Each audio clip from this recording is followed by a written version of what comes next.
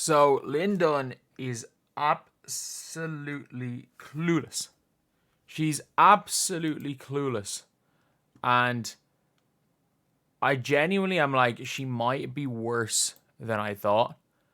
And I'm going to make a video about this right here. But I'm fully in agreement. Or I fully think that this is her, by the way. I fully think that this is her. I can guarantee you that the GM, this is the 12 GMs were asked, who would you start a franchise with? 6 said Caitlin Clark, 5 said A'ja Wilson, 1 said Aaliyah Boston.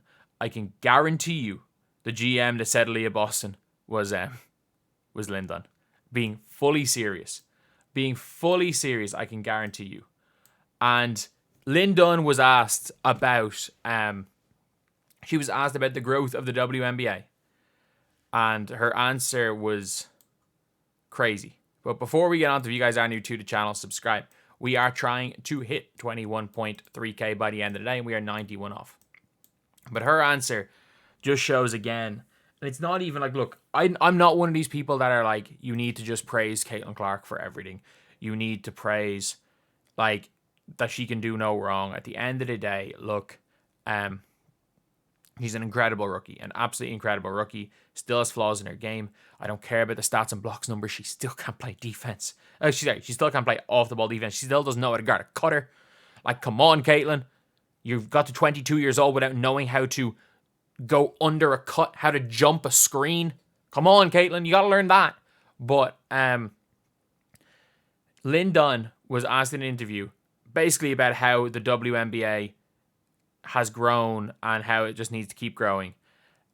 And her reasoning was basically about how the sport has grown because, you know, people are really excited to look at the game and watch the passing, the cutting, watching like, the passing, yeah, they're excited a lot of time to watch Caitlin Clark pass. Like, she basically just described what WNBA basketball used to be, which is like this fundamentally sound game that plays at a slow pace. And I love how the way she said cutting, and to be fair, actually, Kelsey Mitchell does cut. I will say that. But it's like, she described what the WNBA used to be. She described the WNBA that her team doesn't play in. Her team doesn't play in. She described the style of play that her team doesn't play. The reason why her team is the most watched team is because they don't play the typical slow down WNBA style. And the way she talked about it, like, she didn't say the words, but she implied that she's one of these people that was implying that the game was always great. The fans are just now starting to watch.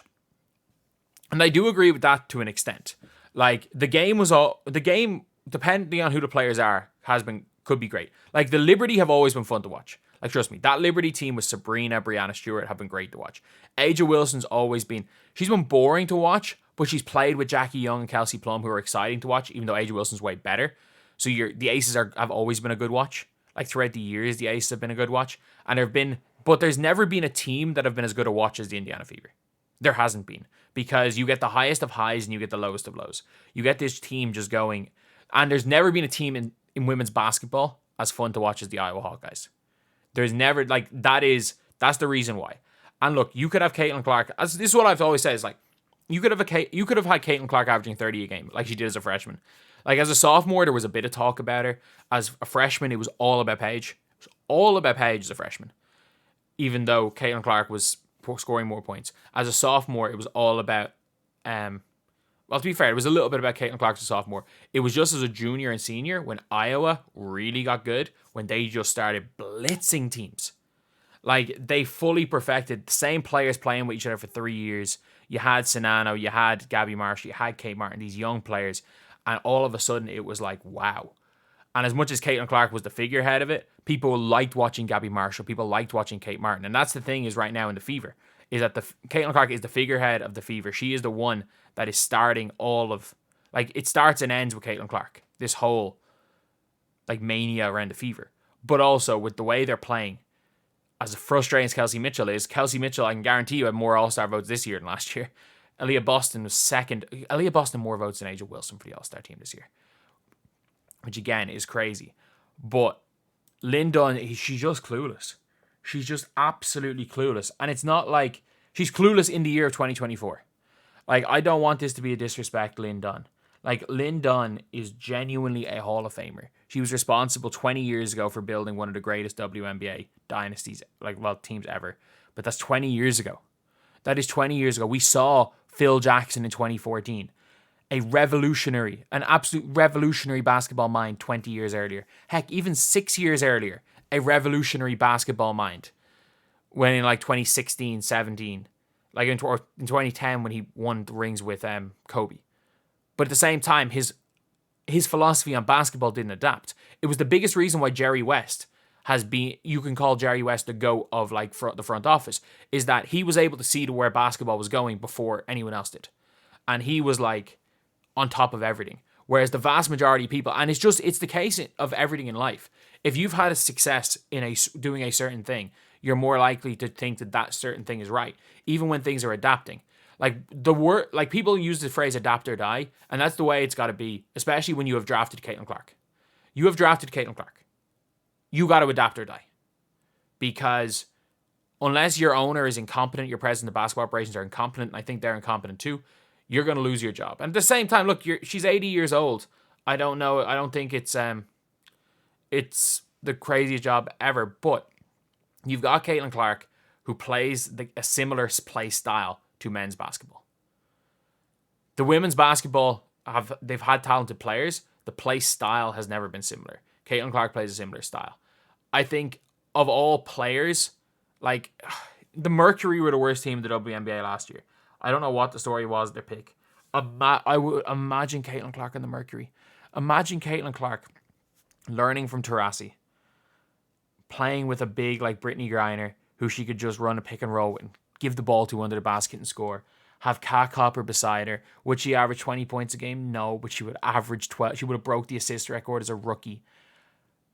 And then playing for Nate Tibbetts, who again isn't the unbelievable WNBA coach yet in his career, because he's only recently started coaching women's basketball, but is still a just joke of he's still a really, really good coach. I don't know why I said joke of a coach, because he's not the best coach in his league.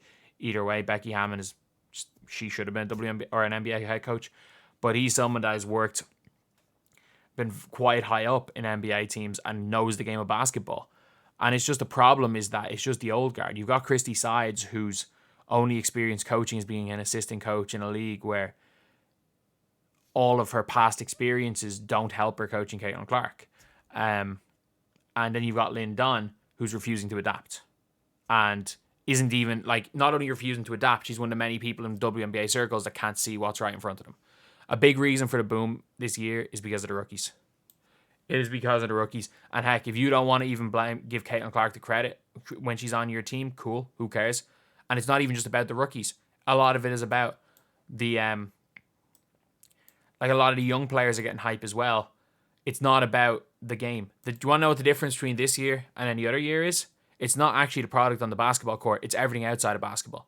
For the first time ever, the WNBA have had to market their players. Because Caitlin Clark has come in, for the first time ever, teams and the league are having to market their players, and they have a bigger audience. For the first time, they've still done a terrible job, we've seen with the jerseys. For the first time, they've not done a completely negligent job of marketing their players. That is the reason why their growth of the game is. It's nothing to do with a brand of basketball that you think people are excited to watch, when in reality, your team don't even play that style of basketball. She's just delusional. She's absolutely delusional. She can't see what's in front of her. And yeah, if you don't want to give Caitlin Clark 100% of the credit, cool.